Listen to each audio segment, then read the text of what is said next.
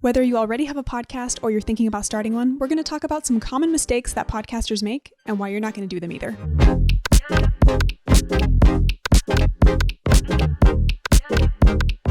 Hi, I'm Alexis, a podcast manager helping business owners and passionate hobbyists level up their podcast visibility with professional audio and video. I share everything I know and experience working as a podcast manager with clients across all industries, from personal development, entertainment, storytelling, and more. So subscribe to my channel for new videos every other week. Okay, let's get into today's topic, common mistakes that podcasters make and how to stop doing them.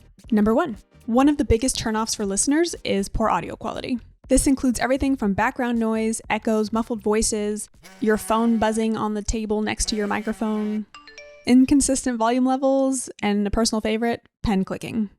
I work with many podcasters who work from home and are using recording softwares like Zoom, Riverside, StreamYard, Zencaster to record their solo and guest episodes. And while yes, these are great to use, double or even triple check to make sure everything is connected. And I'm talking connected to the right software, make sure that it's recording, make sure that your mic is on, and to make sure that the mic is close enough to your mouth where you sound clear. Your mic does you no good if it's way out here. Bring it closer to your face. If you're recording remotely with a guest, send them a PDF full of information that they need to better prepare for the interview. Suggest headphones and a mic. Even the Apple headphones that have the mic connected to it works just as great.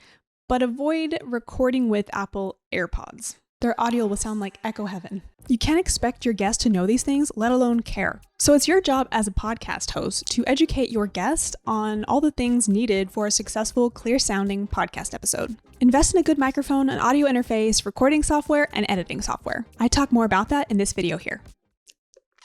The second most common mistake that podcasters make, lack of planning and structure. At the time of this recording, I've only put out 7 videos on this channel, but I already feel like a broken record with this. Podcasts that lack a clear structure or script can be hard to follow. Plan your episodes in advance, outline your content, and stay organized to provide a more coherent and engaging listening experience. I suggest using a project management software to keep track of all of your upcoming episodes, due dates, when the episodes will be released, where they are in the process, topics you want to cover, things like that. My clients and I do quarterly strategy calls to help plan out the next fiscal quarter. Doing it like this allows us to think ahead. Are either one of us taking time off? Do we need to record before that? Are we promoting new offers at a certain time? Are certain programs opening up for registration? When you can sit down and brain dump all the things that are coming up in that quarter, it allows you to plan out your episodes to promote that specific thing during that specific time. Whether it's a course, a book, a new program you're launching. If you have those dates set out ahead of time, then you can plan your content to promote that specific thing around then. The third common mistake that podcasters make is monologuing or rambling. Podcasters who talk for too long without engaging their audience can lose listeners. You know what I mean? Even as a listener, I'm sure you've come across a podcast where the host goes off on this long rambling stint and loses the topic of discussion, or brings up something irrelevant or, I don't know, different from the original topic. Keep your content concise and engaging and encourage listener feedback. If you notice that your episodes are going over the time limit that you originally planned for, get in the habit of doing quick time checks during your interview. Take note of when you start and how long certain talking points are taking. Is this guest going off on tangents? Can you bring them back on topic? It'll take a few times to get the hang of it, but as soon as you can recognize this, the better. Have a list of questions or topics you want to discuss. How long did it take? What can you do without? What questions give the best answers? This should help if you or your guest tend to ramble. A fourth common mistake is poor interview skills. Okay, it's time to get real here. Is this something you struggle with? If so, it's okay, and it can be improved. But if you struggle with interviewing guests, let's make a few adjustments to help you level up your interview game. You do this by being prepared, asking relevant questions, and actively listening to what your guest is saying. Don't ask your guest a question and then while they're answering, you're already in your head trying to figure out how you're going to ask the second question. Maybe your guest says something that you didn't expect and it leads you to ask a follow-up question instead of using the ones that you already wrote down. Go with the flow of the conversation and make it natural. But most importantly, avoid dominating the conversation and interrupting too frequently. Let the guest speak. That's why they're there. Let your curiosity take over. The right questions will come. If the conversation comes to a slow point, you have a backup question or topic that you can ask. So overall, find the balance between letting them speak and guiding the interview.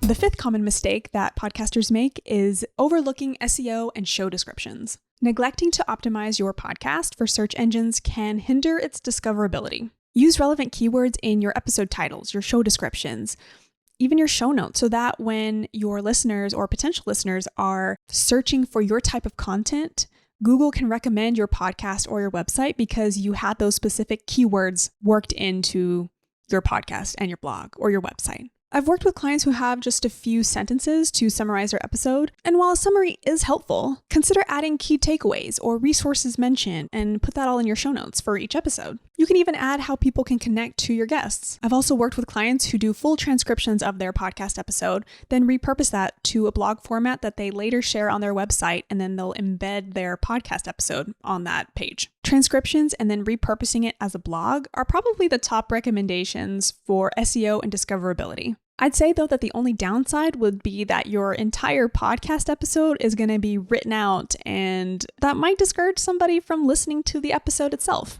The sixth mistake, inconsistent release schedules. I've mentioned this in previous videos, but whether you release episodes weekly, bi-weekly, monthly, stick to a regular schedule. This helps to build audience trust and anticipation. Releasing your episodes on the same day each week, every other week, each month does a few things. Number one, it helps set expectations for your audience. They know when to expect new episodes and are more likely to subscribe if they know you're coming back with more. Number two, it builds a routine with your audience. They may look forward to your episodes every Wednesday on their daily commute or during their Friday workouts. Number three, maintaining consistency reflects professionalism and reliability. Not only does it show your commitment to the podcast, but it can improve your brand's credibility with both your audience and sponsors.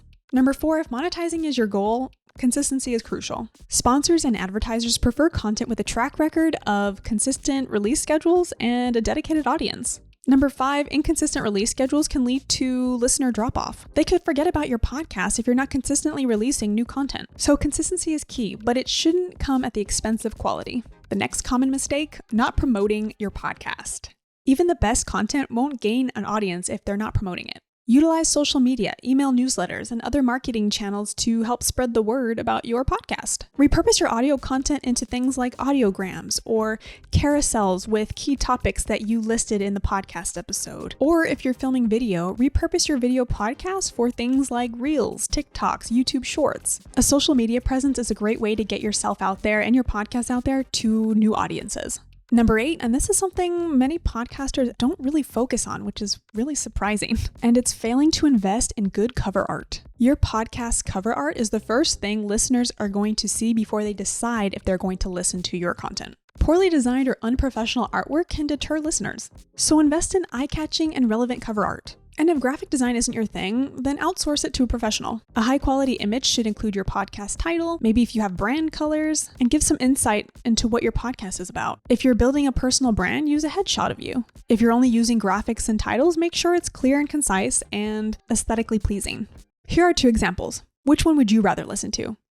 Number 9, not defining a niche. This can be a tough thing to do if you have many interests. Just know that a podcast trying to cover too many topics can struggle to find a dedicated audience because they're like, what the heck are we here for?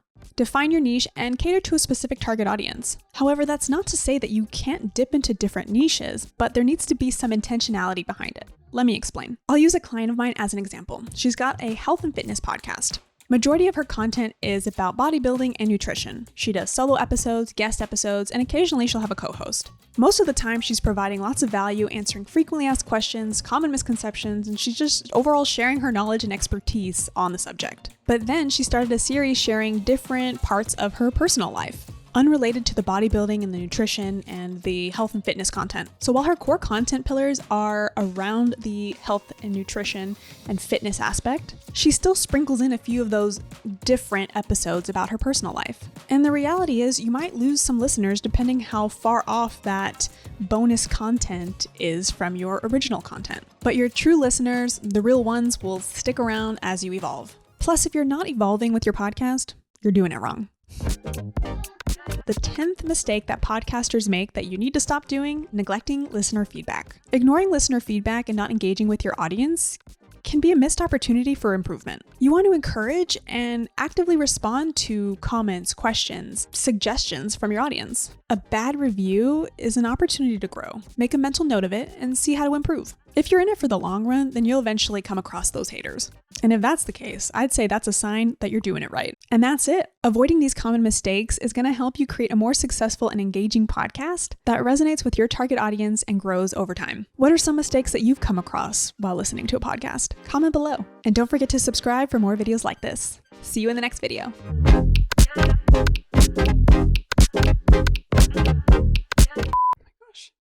This is what happens when you record in front of a window.